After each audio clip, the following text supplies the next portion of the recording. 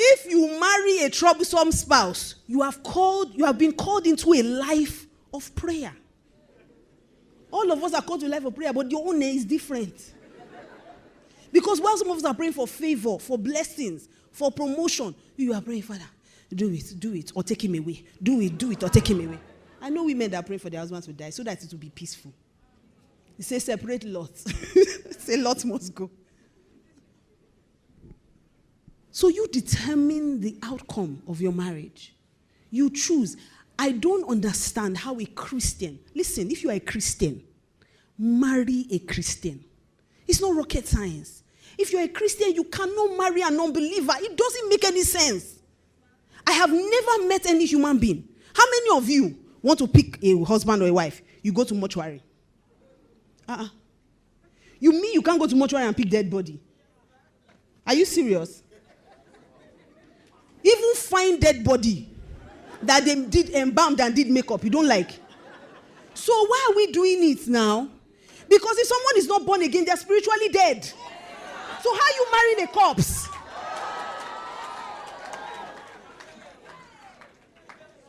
And listen, if you marry someone, you're marrying their family. The father of an unbeliever is Satan. Your father-in-law must visit you. You can't tell him not to come to his son's house. And when he comes, he will come with gifts.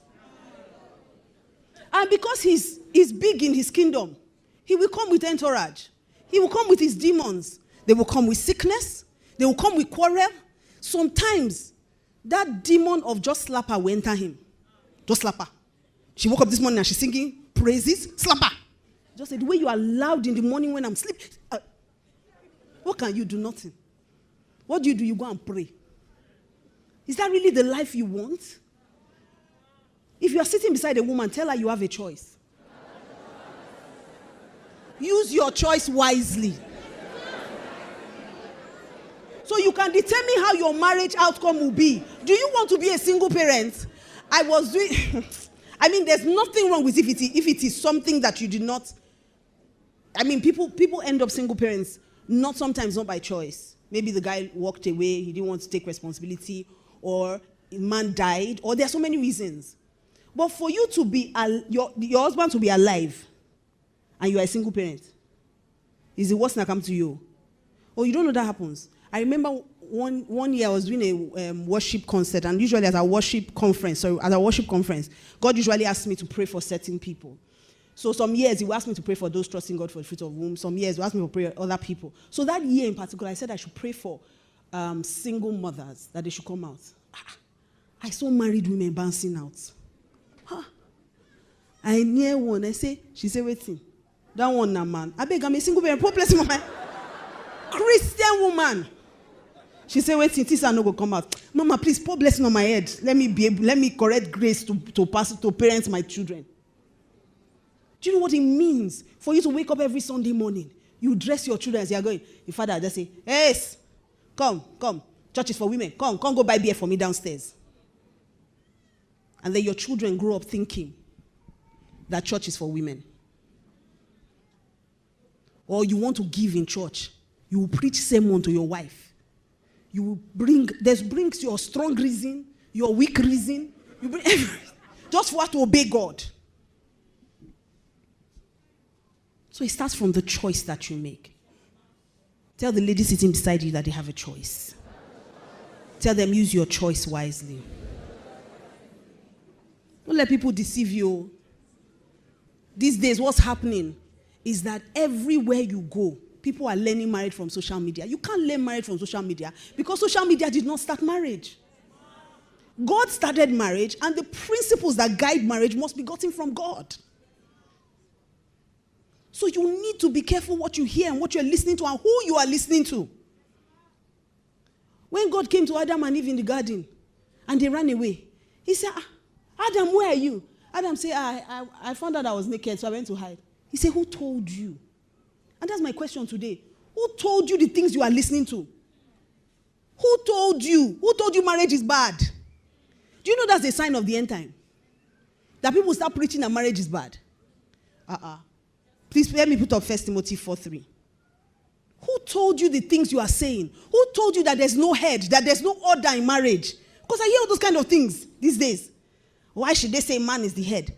Because the Bible clearly states that the man is the head of his wife.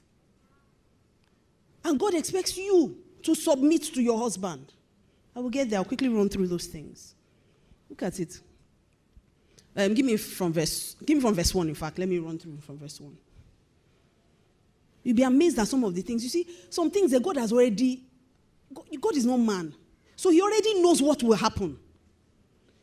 See it from verse 1. It says, now the Spirit speaketh expressly, that in the latter times some shall depart from the faith, giving heed to seducing spirits and doctrines of devils, speaking lies in hypocrisy, having their conscience seared with a hot iron, forbidding to marry.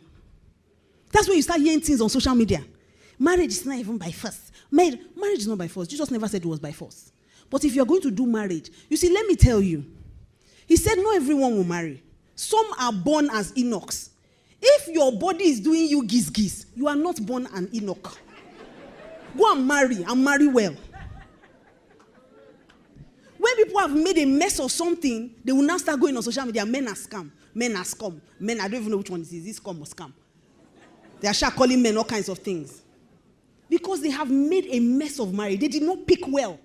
You cannot be a Christian and marry an unbeliever and expect the unbeliever to act like a Christian. That's madness. But so many Christian girls do it. And I'm shouting Christian girls because you are the one that determines. Nobody marries at gunpoint. If you say you're not marrying, you will go and toast another person. Men don't even have time. Men don't have time. Do you marry me? No. Will you marry? Tomorrow. After you say no, tomorrow. And you say, he didn't even beg me. No. He didn't beg you. Men mean what they say. And they say what they mean.